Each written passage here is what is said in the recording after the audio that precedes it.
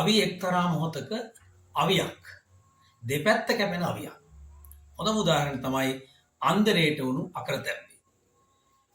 රජුරුවන්ගේ කුමාරිකාව උදේ පාන්දර අසල තියෙන පොකුණෙන් දිය අරගෙන එනවා රත්තරන් කලයක.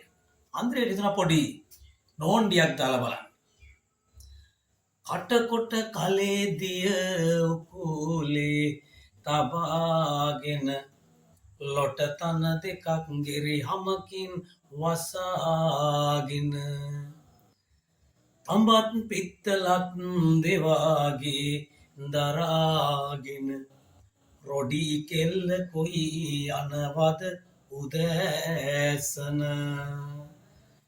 තාත්තට ගිහින් කිව්වා පිය මහරජතුමනි මට අන්දරේ මෙන්න මෙහෙම කතාවක්. රජුරෝ තරහා ගිහිල්ලා අන්දරේ ඉසගසා දාන්න අන කරලා අන්දරේ ළඟට ඇවිල්ලා කියනවා අන්දරේ ළඟට එන්න කියලා කියනවා. මොකද්ද අන්දරේ කිව්ව මගේ දෝනි මගේ දුවට. අන්න මේ මෙහෙමයි රජතුමනි කිව්වේ.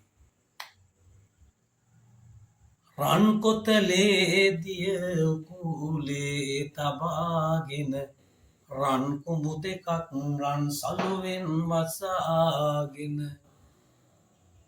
රිදිත් අන්තරම් දෙවාගේ දරාගෙන මල් මද බිසව කොයි යනවද උදෑසන.